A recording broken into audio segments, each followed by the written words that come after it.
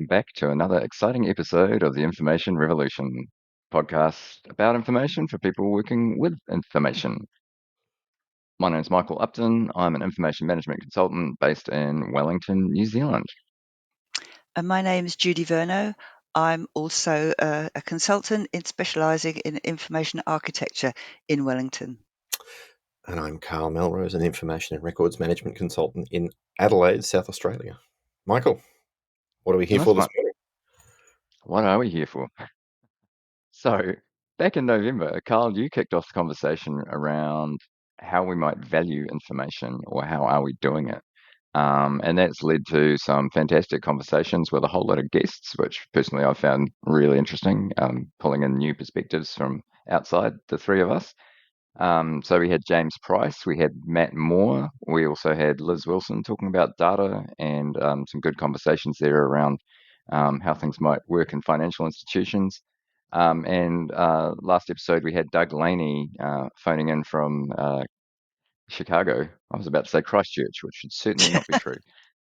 Um, yeah, and so definitely, I mean, I think all three of us agreed off air, as it were, that we, learned a lot and buzzing with a lot of ideas and thoughts from those episodes. So we thought it was worth having another go, some kind of a little wrap up or summary or extension on some of the things that came to mind. And one thing that I would start with is that I was really interested that there was a theme throughout of basically, again, around sort of intention and purpose of the activity. So if we're going to be measuring value, why? What Mm. outcome are we seeking by doing that valuation? And it came through in every conversation that we had in different ways. For instance, with Doug, last time he talked about different ways of monetizing data. So he was definitely talking about ways in which you could basically extract value or basically make money off information. But he did definitely put that in different contexts. Um, and Matt Moore straight up just said, you have to talk about value for whom. Like when you're talking about the value of something, yeah, value for whom will help you understand the way that you might want to measure that value and how you might want to present that. And I guess what I wanted to say as an opening thing about that is I found that very reassuring as someone who doesn't have a financial background. I've never studied any kind of accounting or economics or anything along those lines. And it really came back to this flavor of incorporating things into a narrative. I think, again, Matt said that out loud. Matt also referred at one point, this is a phrase that really stuck out for me. He talked about quantitative rhetoric. So he basically said, when we're playing around with numbers in a business case, it's still a kind of a rhetorical device or a rhetorical approach in the sense that it's basically saying, you know, um, or trying to put forward an argument and trying to basically achieve a certain outcome. Yeah. So for me, that was really interesting as someone who doesn't think of myself basically as a numbers person. I think, yeah, Matt summed it up really well when he said, how do you value valuing? Which is what you're saying, really. Yeah, yeah, yeah. And I found that a really hard question to answer in terms of government. When Doug was talking, I mean, Doug was talking mainly, not exclusively, but about commercial businesses trying to exploit the data that they have, and that has been a lot of my background over time.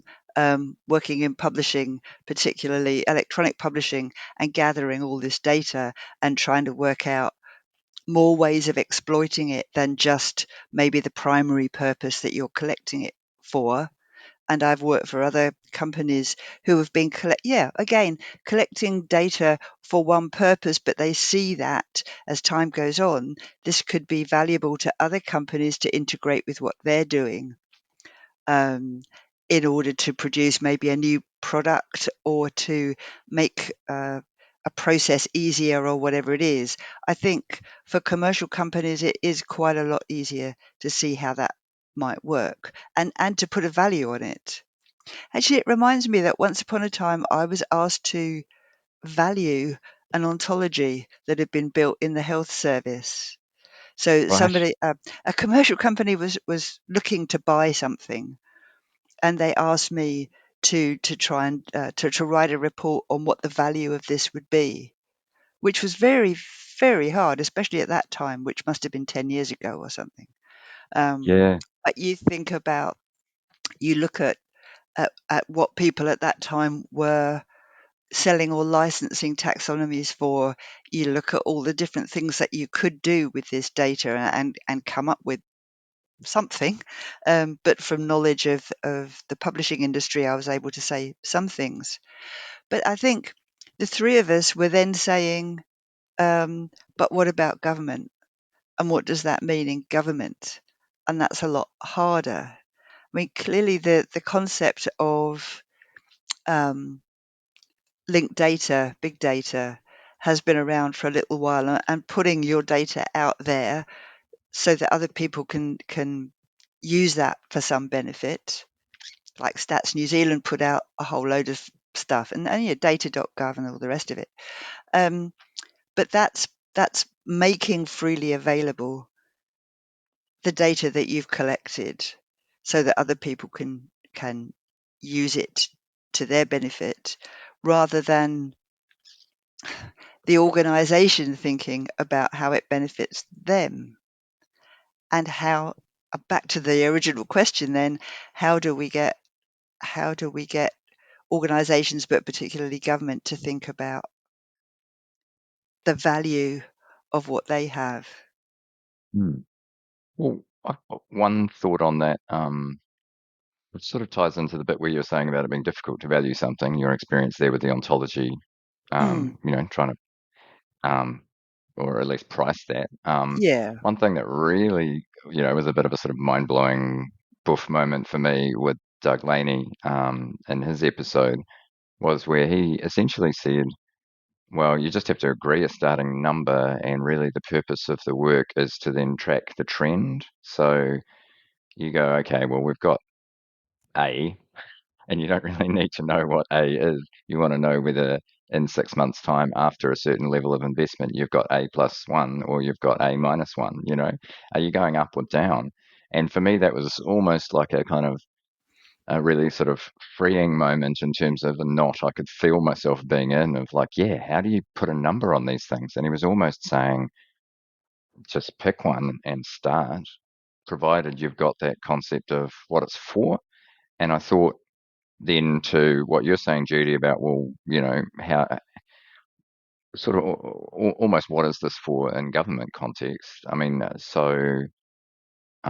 think an earliest, our starting point, even back when we first started talking about this in November, I think was about justifying our existence. Was about justifying spend on, um, not the three of us, but for information professionals, how do we justify expenditure, basically, and potentially how do we get more money to do things? Um, and I think if you could track the return on work you've done within the current envelope. So, as in, before you're asking for more money, like, just go, all right, we're going to do this much. And we think the starting value is this. And now we think the resultant value after, Oh, I see what you're 3 months of effort or 6 months of effort, now it looks like that. I think, and presuming that is a positive, like that in itself could be really valuable. And there's definitely a flavor listening back through the episodes. There's such a flavor of, like, that measurement over time. And James, like, I really love James's passion for the kind of continuous improvement push. He was like, where are the people who are investing back in the value of their assets to keep growing the value of the asset over time? Yeah, I'll stop. But I mean, I think you're really hitting on and it's just funny because I've just been emailing backwards and forwards with someone about a strategy they're building recently, and this is where it's come to. It's actually come to to exactly this discussion about the information asset that they have, and this idea that when people, this endless frustration that I have about the discussion with information assets, where the whole point of an asset is that it's supposed to throw off some kind of positive cash flow return, or however you measure that in the future. And this endless frustration that I have that we've kind of stolen that term of asset from finance and accounting, but we've never sat down and said, well, asset, okay, assets are, asset's one side of the ledger, liability is the other side of the ledger. The way you know the difference is that, one thing delivers money to you in the future, the other thing takes money away from you in the future. I mean, if you look at the vast majority of the information we hold, I mean, it's actually an information liability. I mean, what's the stat that, after the first 2 years or something, about 95% of every bit of information that we create will not be looked at ever again, except for someone who does the disposition review and chucks it out. So, so 95% of what we're keeping is actually an information liability. And then if we are talking about an asset, we're talking about an asset without an organizational stakeholder. And it really ties into what you were touching on with the narrative, Michael. So I mean, the value narrative in government agencies, or at least from records and archives standpoint, is that some unknown person we are building this asset because some unknown person at an unknown point in the future may need this thing, maybe. And I think that's I think that's a value narrative that is extremely hard to invest in. And so, if we've got this A+1/A-1 type discussion happening, well, I mean, we sort of need to decide who our stakeholder is, and then we need to figure out what they value, and then we need to price accordingly. And the thing that has me most curious, and I think this is going to become a part of some stuff that I'll do with Rimper, but hopefully this year, maybe next year. But what I'm interested in the practice integration side of this, thinking practically, how does this become just something that we do, and how does it integrate with the practices we have to produce more value for the organizations we serve? Because I kind of, the thing about valuing something, so that you can sell it to someone, that's interesting. But what the function that pricing actually performs in an economic sense is that it tells you about a combination of supply and demand. Generally, how much supply is there, how much demand is there. If your supply is 5 and your demand is 50, then you're going to have a high price. If your supply is 50 and your demand is 5, then you're going to have a low price. And that whole thing about non-rivalrous. The fact Word. that Yeah, excellent. but I mean, it's I haven't, funnily enough, I have a degree majoring in economics, so it's a term that I know. But it just means that my use of a thing doesn't prevent somebody else from using the thing or gaining value from the thing. But pricing is actually about an incentive. It's sort of a retrospective thing, or it's a right now thing. The thing that one of the outstanding questions that is most interesting to me is, you set a price, what actually happens to incentives in the system that you're in then because of that price? Because the thing that happens in an economic system is that if something is cheap, generally people will find more ways to use it. If something is expensive, people will find alternatives, or they will find ways to avoid using it. And I mean, I actually think that this is one of the things about records practice that it's been bubbling around in the back of my head for a long time. And if you go back through my blog far enough, you'll see a whole bunch of articles related, a whole bunch of, thought bubbles. Let's not call them articles. Articles is a very generous term for my blog. But you'll see a whole bunch of thought bubbles related to it. And it's just this thing that, by making things difficult, because there is always a price, right? There is always a price for something in the system. It's just about how you make that explicit. So, if it takes you 4 hours to find the information that you need for something, that's a price. There is a 4-hour price there, and it creates a certain set of incentives. If you depending on the size of the decision that you need to make with that thing you're trying to find, you'll either just not use that information to make the decision. So you'll operate from a rule of thumb, or you'll just make a guess. You'll find some other way to reduce the risk that comes from making that decision. So you'll socialize it. So you'll actually increase the price of making that decision by forcing lots of people to come together and make that decision with you, so you can share some accountability. Um, I I think I would love to see some work on making those sorts of things explicit. That to me is a really worthy way to look at the value of information, even in a government organisation. And I think that would be one that would be immediately relevant to records managers. I mean, I'm having a look at some of our sacred cow type practices at the moment. Like functional classification, and the two of you are obviously aware of this. Michael, thank you for responding. Judi, I know you will. I will. I think I think that there is an idea behind that was the ideas behind functional classification about findability. I think those were valid, valuable, and true in a paper world. I think now they actually impose a very large cost, because most people won't use them. It confuses most people, and it makes things harder to find for most people. And I think so. I think what's actually happening there is, I think we have an economic problem where there is an incentive there not to use that, or if people put things into a functional classification, because they can't find things, they won't use it.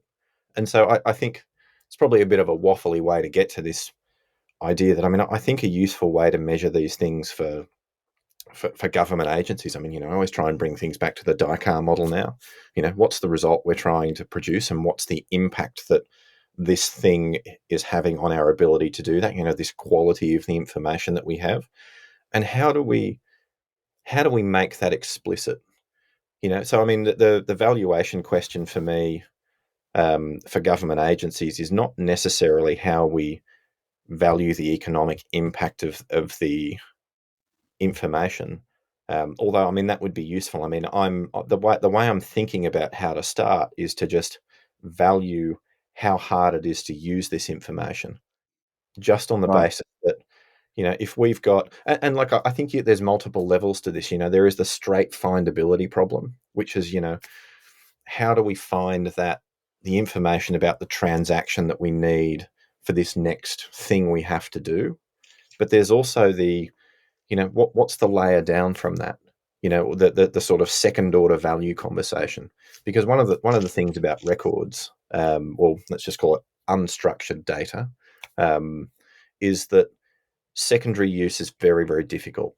Secondary use generally requires a person to read the document and pull out the relevant things so that they can be used in a secondary way. And look, secondary usage, the most basic thing is, I mean, I guess secondary usage, I mean, there's a destruction trigger kind of issue there. How do you get your destruction triggers out of things when you need to destroy them after, say, a contract ends or something like that? I mean, we represent a secondary use.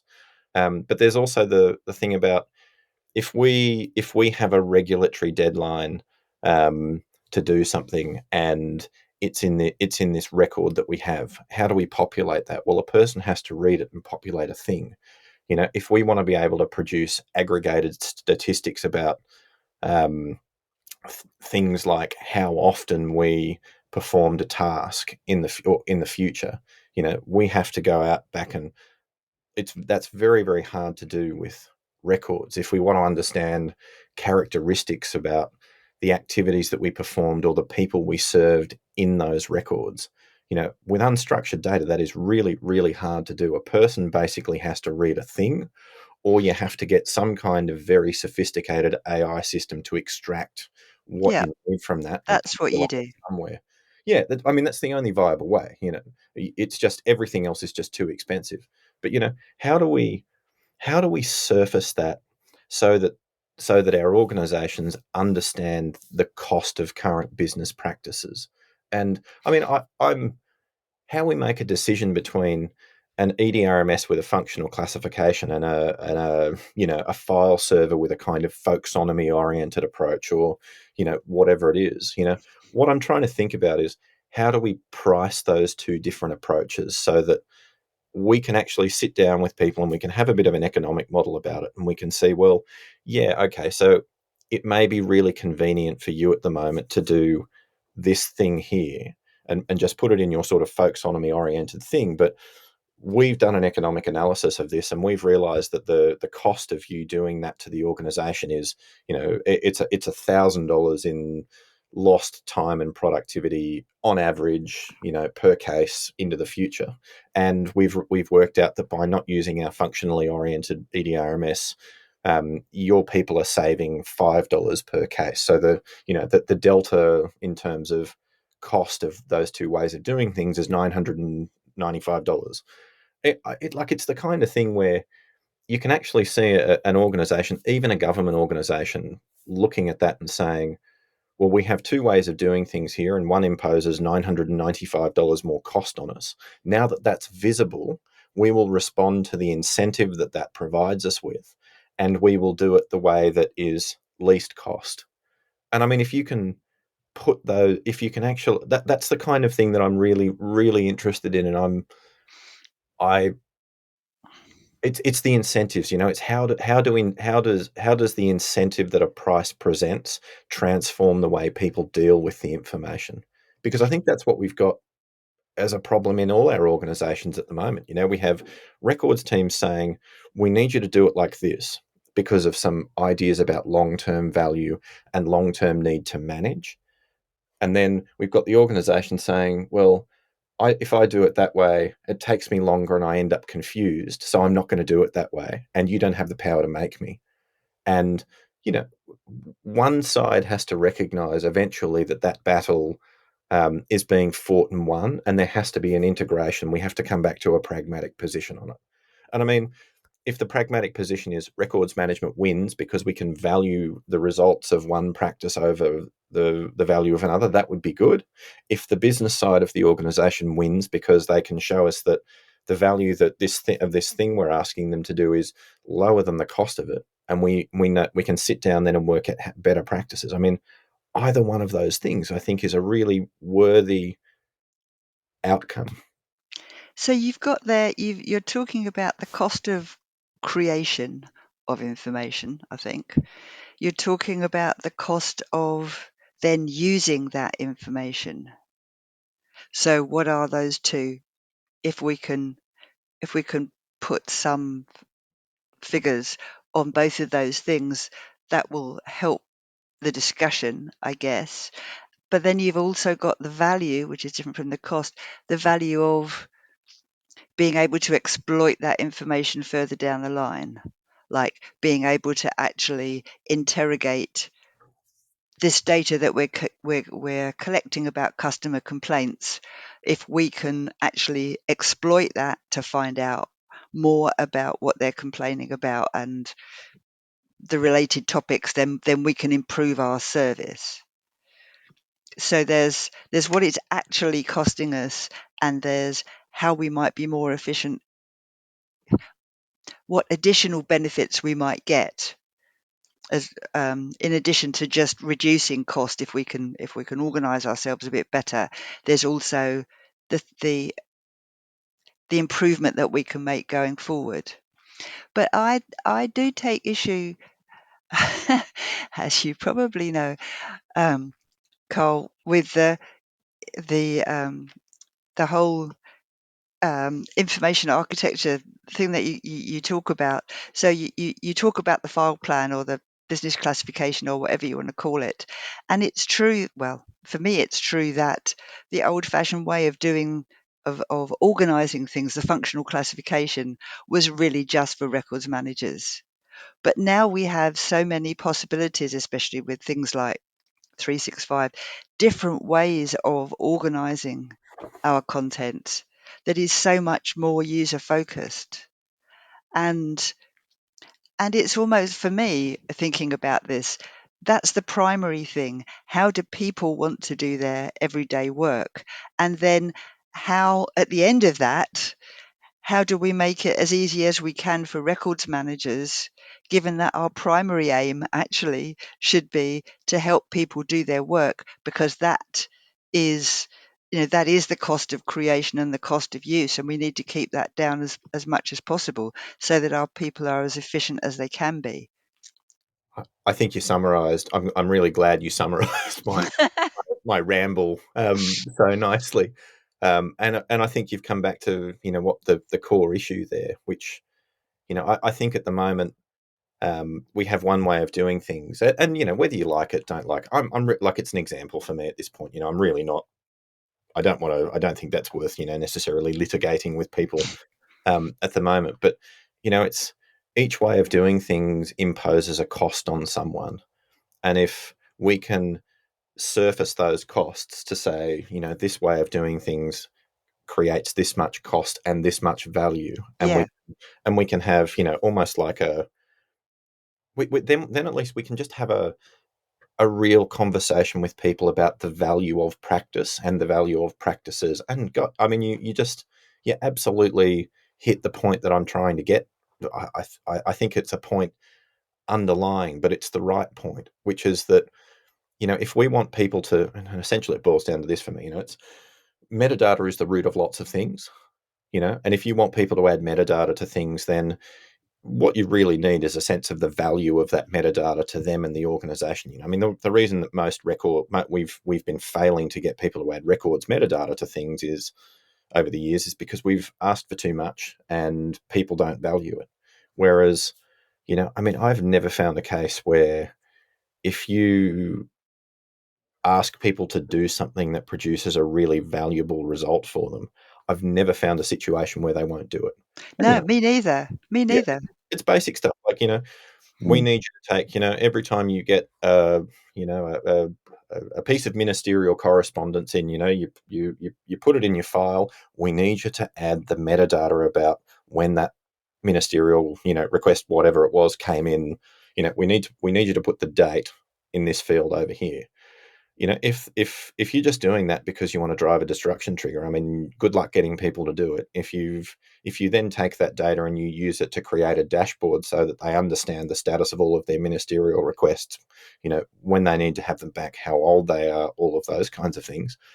I mean, that's a totally different thing. And I Yeah, think you could, yeah, I just, it's that kind of conversation. It's how do we surface the costs and how do we surface the costs of doing things some ways and the value that's produced by them so that the organization starts to respond to the incentive because they actually understand the cost of the different ways of doing things, because I don't think organizations do at the moment. And I mean, I think if you go to, look, productivity is always a really hard thing in government organizations, because as soon as you start talking productivity, people start associating it with, staff cuts and those kinds of things. But I think I look at agencies like the NDIS in Australia, disability insurance scheme here. Um, the if you could halve the cost of administration in there, you could take that money and use it to serve many, many, many, many, many more people. And I think we have the same thing in every government organisation. If you halve the cost of your administration, the amount of the amount of public good you can deliver could go up dramatically for the same amount of money. And I think that's a really worthy result that we have to start thinking about information practices in terms of. And if we can surface the different ways of doing things and their costs and values by putting a price on information, different ways of doing things with it. I mean, maybe it's as simple as, kind of like an economic analysis of every piece of metadata we ask for or something like that, so that, people know that the value of a record with this metadata is X and the value of a record without this metadata is Y. But yeah, where I'm kind of getting, this is all a creative process for me at the moment. Where I'm getting stuck is how we implement it, how we integrate it with practice, how we just make it a normal part of what people do, because it's so different. Sure. I mean, what's in my mind is still pretty much where I started this episode, was saying about, repeating the themes around who's the value for. Like, I think if you want to integrate into practice, you need to know, well, what bits matter. So, um, there could be a hypothetical scenario where you go and do all that work in terms of economic modelling and you present it to the people who you want to change, like as in you want to see a change in how, um, or you want to resolve some kind of a dilemma is more, I think, what you're saying, Carl, like between two sort of perceived views. It's like, well, here's a model that might help you to actually agree one way or the other. But if it's not actually compelling, if it's not the thing that people care about, then, then that is going to be time, you know, wasted or, not as much, not as useful as you might hope. So, I do think, but particularly Matt Moore had a really strong theme of kind of, go and suss out what actually matters to people and almost like what Mm, lever is it that you could pull or mm. how do decisions get made in your organization, I think is what he kept coming back to. And I think, that's, I guess, what's on my mind is that when I think about all that stuff, um, around, because it would be investing effort in doing it, right? You'd be saying, okay, we need to put effort into basically we need to add to our workload or change the direction of our workload to do this kind of work as part of our common practice, and that might be at the expense of something else in terms of time. And so we'd have to feel that that's worth doing. So it's kind of this meta level valuation thing. But I don't want to stall the conversation by sort of saying don't do anything. So perhaps it is about thinking about what are the really small things we could try and integrate into current practice. How do you Which Yeah, is start? what we've said. We've said that all along, haven't we? yeah, Going out to the business and saying what would make your life easier. Yeah, mm, absolutely. mm, But I think that question of how do you start, and yeah, I mean, a sort of little anecdotal, thing that I think is supports exactly what you're saying, Michael. I'm on record as having said in many public forums that I think the way we do destruction at the moment, it's a $10 solution to a 10-cent problem. And I mean, I think there's a valuation kind of aspect there. And I have a friend of mine who's at an agency that has a huge amount of, essentially they've shut down some buildings and, they've kind of pulled all of the old paper records back from these buildings and they literally have them sitting in a warehouse. And, I think the cost of sentencing all of those records started out at about 500,000 and, then it was 700 and, they kind of go back and price it every couple of years. And now it's about 1.5 million or something like that. But what they can't get to is the value of doing that. The value of Mm. sentencing those things so you can destroy them. And I think that's the sort of thing that there's a whole bunch of stuff here about how we model the costs versus the value of something so that we can actually understand when a practice has value and when it has, essentially it's this problem of assets versus liabilities. Does this practice we have Yeah. produce an improved asset, or does it just increase the expenditure on a liability? And I think there's a whole bunch of complex ideas around that with how we then surface that to the organization for me so that there is an incentive present there to either do something or realize this isn't something worth doing something on. But I mean, for me, I think your point there about which I'm essentially boiling down to how we start. What's the small thing that we can do to get started? And build that virtuous cycle. I'm a bit stumped. I think what I would say, I mean, the things on my mind in terms of what it's not is um, the kind of exercise where people get intense on basically the information asset register kind of world. If you imagine trying to really build out what are those numbers for these huge things we have that we know we need to have and we must maintain and retain and have some quality around these things just because it's essential for our work. I kind of feel like that's not where to start because I think A, you can get into this massive tangle around it, but B, and I think you mentioned this in a past episode, Carl. It might have been with Doug about the. It's hard to value something if you just know it's essential to the running of your organization because it's just like, well, there it is. It's this thing that we must have.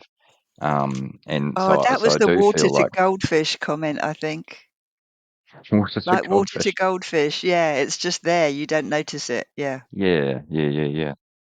but I It's mean, just you can sorry, go price Carl. you can price that stuff.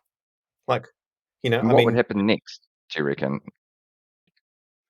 Or what would you like to have? where I think I've gone with lots of these valuation ideas before, and when I say gone, I mean eventually, is that we can't go to our organizations at the moment and say, here is an appropriate amount of money to invest in records management. And so the thing that the organization is doing is the organization is treating it like every compliance activity, which is they're starting out here with expenditure, after a royal commission or something like that, expenditure is up here. And then compliance is not something that you want to invest, more money in than you have to. And so the tendency over time with any compliance activity is that, particularly if there's no effective action by a regulator, which, there just isn't, if we're looking at government organizations, is to continually reduce the amount of money that you're spending on that thing to find the point at which stuff starts to break. And, you could argue that for lots of, and there's a particular organization in Victoria I know, which has 12,000 staff, and they have 2 records people. And that's their expenditure. They have 2 records. So they have a couple of record systems, but they have 2 record staff. And so for them, they've reduced it to that point, and I don't know if I don't know if they feel like they're going to find a bottom. I feel like they've got some stuff. Those staff are fantastic, and they are. I think their value is massive, but I think that this, from the departmental point of view, they're down at a point where they've kind of got some token people there to say, yes, we've invested in that regulation. So they've got 2 people for 12,000 staff, but I'll bet you there are people working in HR and finance and legal who are doing the disposition Or in line with legislation, wouldn't you say? I would say no. Oh, Uh, would you? would be my knee jerk response. That's worth exploring though. They don't know how much to invest in this thing. Is the point? They don't, because we haven't got a model that says here are the unintended consequences that come from this, and this is the point at which they start to go like this, and so you need to invest at this level. And the Public Records Office of Victoria recently, they released a staffing model a little while ago, that says this is how many staff you should have based on your agency size. Doesn't say, if you are managing the technical aspects of your EDRMS, you need more, and if you're managing if you're doing all these other functions, you need more. And which, so, I think there were some agencies that were delighted by that. Like, this one that has 2 staff for 12,000 people was probably saying, well, look, come on. But, I know there were probably 50 agencies that were howling because someone there will see that as a reason to cut staff in that area. But we can't express the value of practice in dollars and cents to say, here is the appropriate investment. And Doug talked about other asset models in organizations. And sorry, Judi, I know I cut you off and I know I'm now It's rambling okay. on, It's okay. but Doug talked about going to the organization that you have and seeing what existing asset management models they have, and then working with that idea. And rules of thumb, you go to different organizations and they know that they're going to buy a piece of plant, and the investment they're going to have to make in maintaining that plant every year is going to be about 20% of the cost of buying it. And so they just factor that in, because they know that if they don't factor that in, what happens in 2 years' time is that in 2 years' time this plant breaks, and then you've got to spend more than the value of buying it fixing it. And so they actually they actually have a sense there of exactly how much they need to invest every year to make sure that they keep getting the asset, the value out of that asset, the stream of whatever value it is. And I don't think we have a good idea as a professional group about what that number is. And I think that if we could start to highlight it with prices, I think we could put that incentive back into the system and have better outcomes. Now, sorry, Judi. No, no, good. No, I agree with everything you've just said, I think. Well, I could add to that then that I mean, yeah, I love that bit where Doug talked about basically again it's that meta question of the value of valuation, right? He was saying if Yeah. we could go and harness sort of conceptual frameworks, right? Models, the way people already think about some stuff Yeah. and go, oh, hey, you know how you think about this thing that way, you know, look at this analogy, look at how this lines up with this other thing we're trying to talk about. So you know how cost out what's worth doing with this piece of equipment. This is how that would work with data. And I think in terms of what you're saying, Carl, about what's the right level of investment in information and records, then I think it really does come back to, well, what is it? Like, what are we doing? And I think the opportunity and all this conversation, I mean, I just feel like we're repeating ourselves every time now, but it really does come back to, like, if we orient ourselves around compliance, then the value associated with compliance is low. We know that.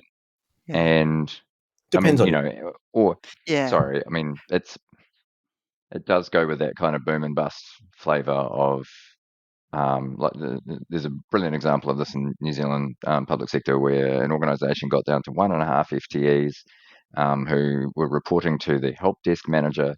Then they had a massive data breach, and then they've got a nice sizable integrated data and information practice now, which is, looks great from the outside. So, I mean, sorry, and when I say from the outside, I'm not casting aspersions. I just mean I don't know personally. And so it's lumpy. It's lumpy. It's lumpy investment that is reactive. And if we could come back to this kind of view where we are applying value in practice, if we can integrate this into practice, then I do feel like the opportunity sorry, not the opportunity, just a good outcome will be that we can explain to people much more clearly what it is we're doing because we're delivering something that's improving their day, basically. And really, it just seems to keep coming back to that idea of, like, we'll get out in the business, we'll help you, we'll make things better for you. Our specific conversations before about reuse around metadata, findability. It's like, hey, we'll make this better for you. We'll set up feedback loops where creating metadata, um, you know, you capturing metadata delivers value to you, so you're incentivized to do it well. All those things. Like, I Mm. feel like the underlying thing here is it's actually demonstrating how important it would be to shift the conversation away from where the people who do a certain flavor of compliance. Yeah, Yeah. Absolutely. yeah. I mean, yeah, yes and no. I mean, No, Go, no, go, I Carl. agree. Go, you know, I, Carl. I, I just think you have to be aware of what the value of compliance is in your organization. Because if you have a regulator that is prepared to turn up and fine you, that is where they treat the regulation as important, and so they audit and they fine and everything else. I mean, I think I think you can, and I have friends in some organisations that have told me that the basis of their program is um, compliance oriented, and it's just not. I mean, I'm trying to avoid mentioning regulators, but it's not archival compliance oriented. It's oriented around regulators that really do turn up and really do fine people and really will whack them with a very, very big stick if they don't do the things that they are supposed to do. And because there are some organizations in these industries that have been whacked very, very, very hard, um, they are seeing huge investment in compliance programs, and the organization understands how to invest in that now because they understand the cost of getting it wrong. And are those records not in line of business systems? Because it strikes me that Lots of them are. yeah, yeah. So is that not so much easier to deal with? I would have thought. um, Look, they're in theory, yes. Um, Okay. I don't want to Well, cause no, you one. grief. I mean, there's so much there's so much to unpack there. Yeah, It right. really, if it's in a line of business system, in theory, it should be easier to manage because we Yeah, have a much better understanding of what it is, how it's created, exactly. scope, all those sorts of things. But I mean, we have this huge if you go and look at the DMBOK, the data management body of knowledge, lifecycle management appears in one place in the DMBOK, which is document and content management. And so data people, generally speaking, and this is a complex generalization, I suppose. Data people do not know how to do lifecycle management, which is records management. They understand quality amazingly well. Yes. They're just much more quality oriented in general.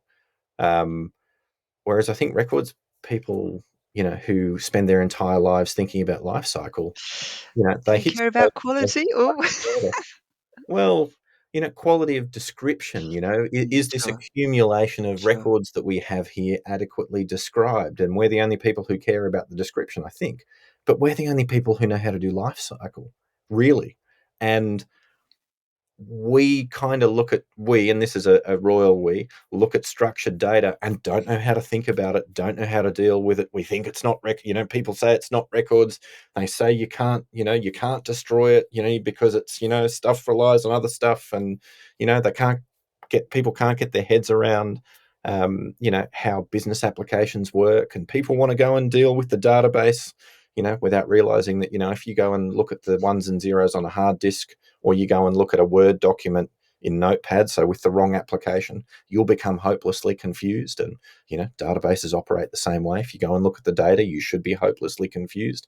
If you look at it through the business application, it should make sense, because there's, the application adds the context. Like, we don't know how to deal with structured data, and we're the only ones who really know how to deal with life cycles. You get this real chicken and egg thing going on at the moment. I think that's a really important professional issue.